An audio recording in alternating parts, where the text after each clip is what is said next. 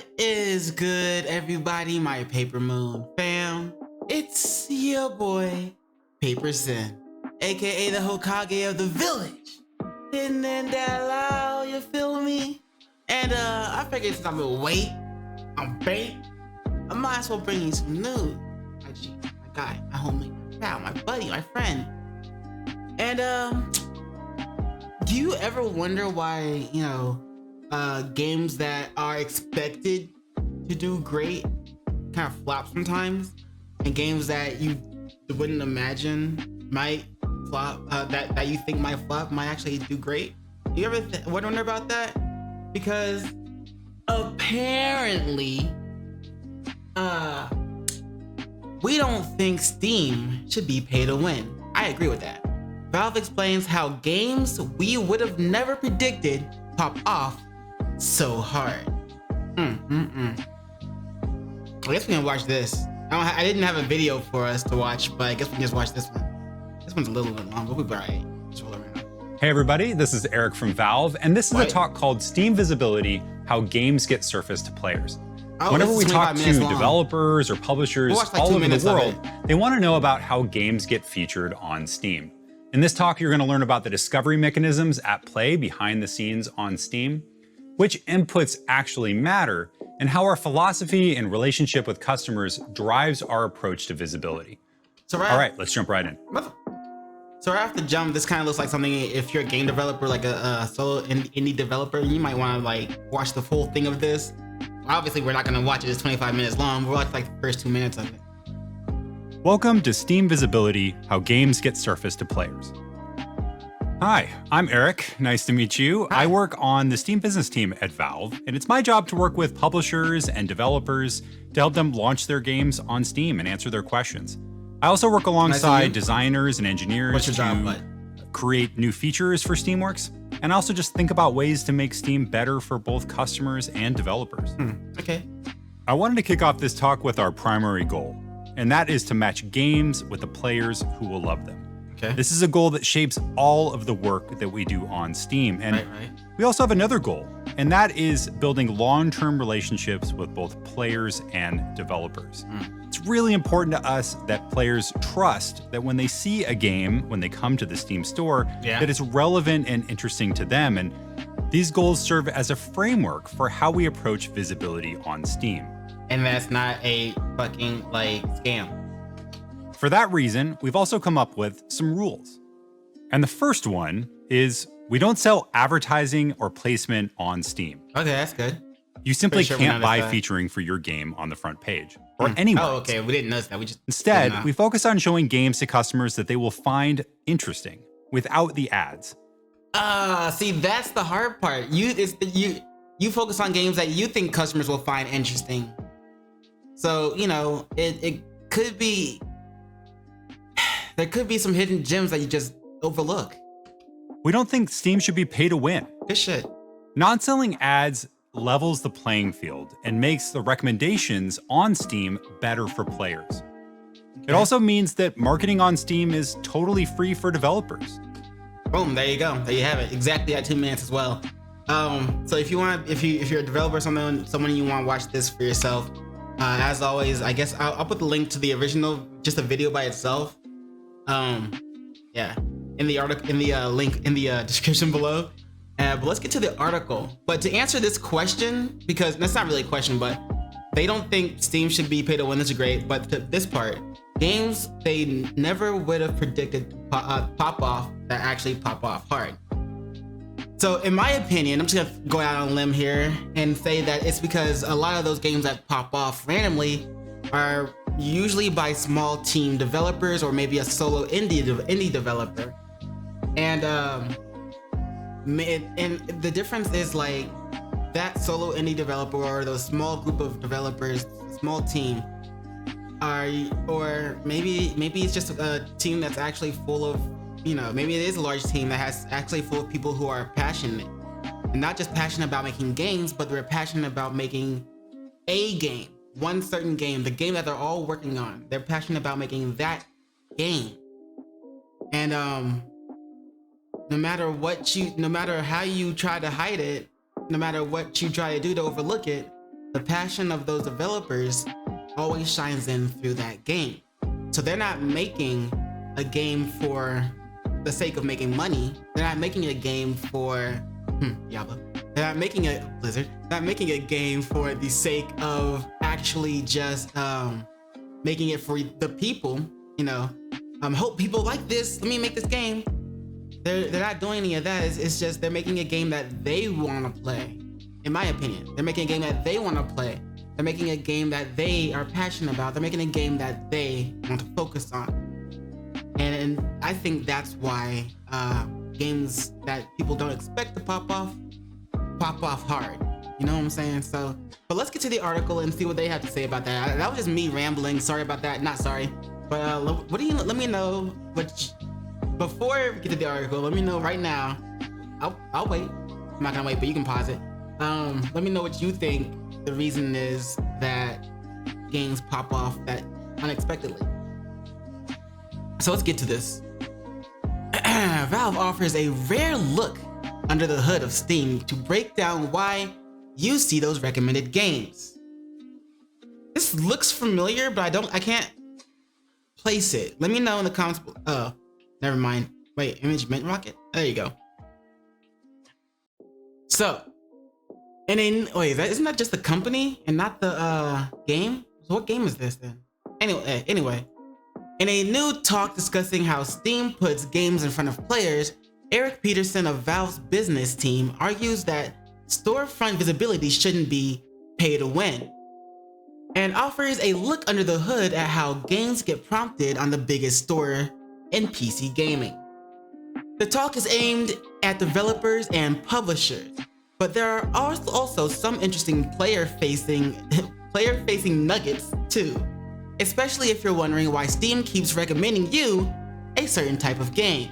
It's probably because you played that genre before, right? I mean, isn't that it? Our goal with the Steam is to match games with the players who will love them, Peterson begins.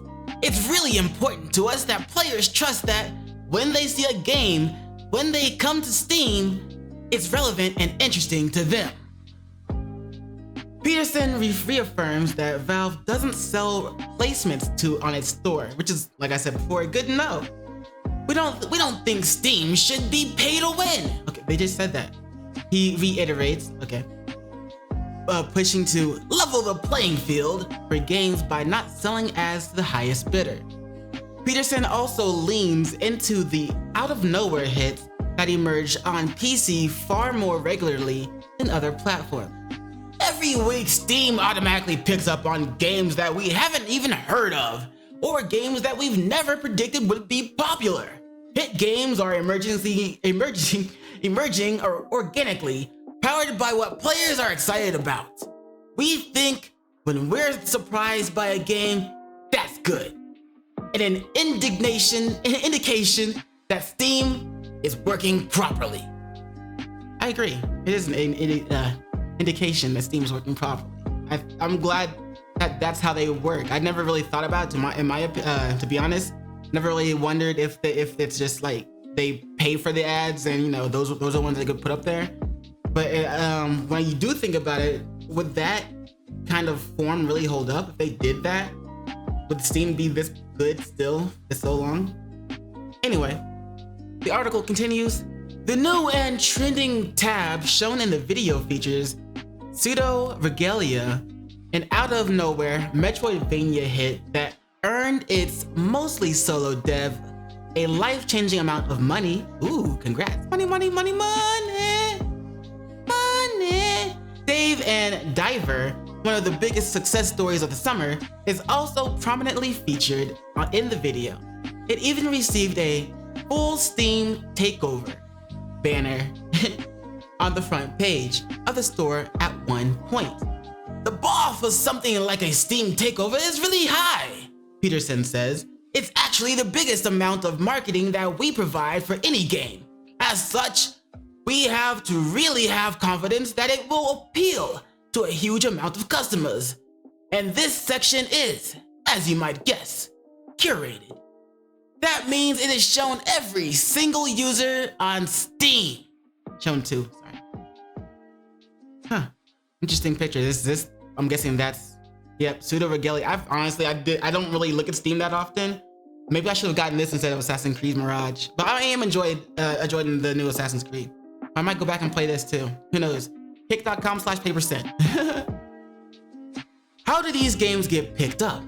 It's well known that Steam recommends games based on the player preferences and patterns, as well as global and regional trends. From top sellers and marquee featured games to the new trending tab, waves of algorithms, and also some people work behind the scenes to dig up tropical titles that suit the documented interests of players, often based on the games they play or have shown interest in. Genre tags are hugely important. For example, because they make it easy for Steam to select games like the ones you already know. PaperSin explains that Steam's approach to recommendations is a mix of algorithmic visibility and curated featuring, with the former being personalized, featured, recommended, discovery queue, curator recommendations, and the latter carving out the broad strokes shown to everyone. Special offers. We hear a lot about the algorithm, but in reality, there is no one algorithm. PaperSin says of Steam's automated curation. Yes, there are algorithms that react to players and drive what they see, but there is no magical algorithm. One of the most reliable and accurate ways we figured out to measure player interest is revenue, he adds. When a bunch of players are spending time and money on your game, it's a really strong signal to Steam that it could be interesting to other players too. So what happens when, people are like, wait, I made a mistake, let me refund this? Does it like reverse that? You know what I'm saying? This type of algorithmic success ultimately fuels the Valve curated stuff, or as PaperSin puts it, curated featuring, like daily and weekend deals, or front page of content hub, genre pages, genre pages, banners is earned with player interest. This is derived from a mix of sales and other custom signals, and it's very competitive. Given the massive megaphone it gives games. If you're looking to be part of a midweek or a weekend deal, you're gonna need to be in the top few hundred best-selling games on all of Steam. PaperSin continues. So that's how they decide who gets deals. Like, I thought like maybe the developers or the publishers put it out there like, you know what, we want to put our shit on sale or a deal or in a deal. I guess technically it is like that, but you have to be in the top 100 to do it. I thought like anybody in any ranking could do it. The article continues. I'm especially intrigued by the factors that, as PaperSin explains in the latter half of the video, don't matter in Steam's eyes. Here's a quick summary.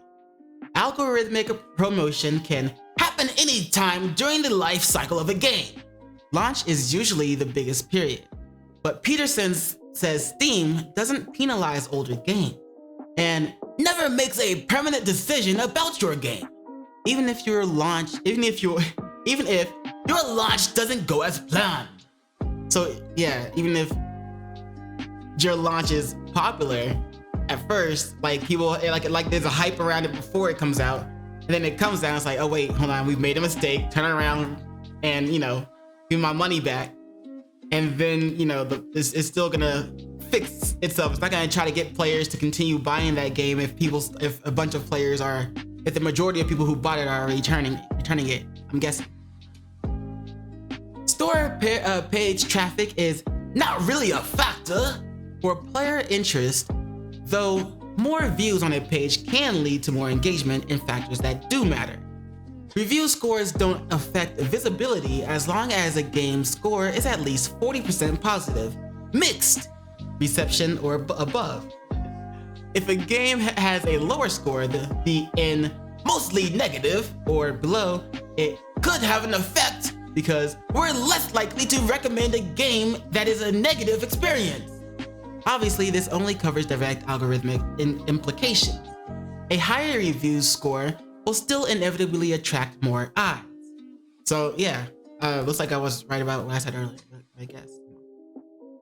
Wish lists affect the popular upcoming section before a game releases.